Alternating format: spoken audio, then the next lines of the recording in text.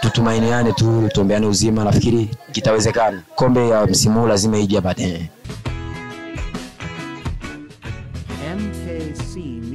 Okay, mambo vipi mpenzi mtazamaji wa MKC Media? Mimi ni Francis Jumanne mbele za kamera na aliyopo nyuma ya kamera ndugu yetu Isa. Bwana, hapa ni baada ya mechi ambayo kwa namna moja hapa kwetu nyumbani tunakwenda kuita ni derby, ambako ilikopo ni moja kati ya timu ya D moja pamoja na GH Bilombe. Lakini kwa bahati nzuri kama unavyokwenda kujua matokeo, D1 wamekwenda kuebuka na ushindi. Lakini nipo na moja kati ya wachezaji ambao nakwenda kuwafahamu ambaye labda ni Teddy. Atakwenda kutuambia baada ya kupata ushindi katika kipindi cha kwanza wametoka na goli 2, lakini pia kipindi cha pili wamebahatika na nyingine goli 2, hivyo basi wamekwenda kushinda mabao mawili. Bwana, kwako labda ambaye ni mchezaji, umejisikiaje baada ya kuona kwamba umepata ushindi katika kipindi cha kwanza? Cha kwanza mimi binafsi nimejisikia vizuri sana kwa sababu ni matokeo ambayo tulikuwa tunayajua na tumejiandaa vizuri. Kwa hiyo nilikuwa na matumaini muda wote ule lazima tuwasawazishe. Okay, kuna hofu ambayo ilitanda labda mioyoni mwa watu kusema kwamba katika dabi hii ambavyo umepata goli kipindi cha kwanza, labda hata kuna muda wote ile ambao unaweza kaja kuwagomboa kabisa goli ile. Kwako hiyo hofu ulikuwa nayo kama mchezaji au vipi? Binafsi niseme wewe inawezekana ndio, lakini nilikuwa najua muda wote nitaongeza.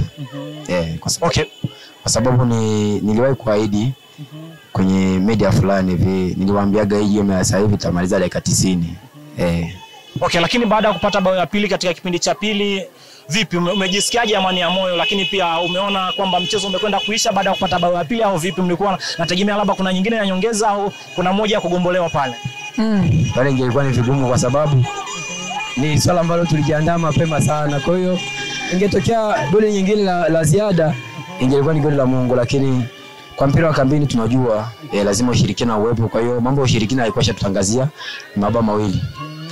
Okay bana, waidi mashabiki kulingana na watu ambao umevuka ambao labda kwa mazingira yetu waga ni mechi kali sana, na baada hapo kuna baki kama michezo miwili mpaka final. Vipi na waidi mashabiki pamoja na wafuatiliaji wa MKC Media kwamba kombe hili vipi mnalo mkononi au vipi? Sasa hivi mbaki ni mechi moja tu, ni nusu finali. Baada ya kushinda nusu finali tunaingia finali. Kwa hiyo mimi sitowakatisha tamaa kwa sababu bado tunapambana na tunapambaniana, sisi wote ni wanaume.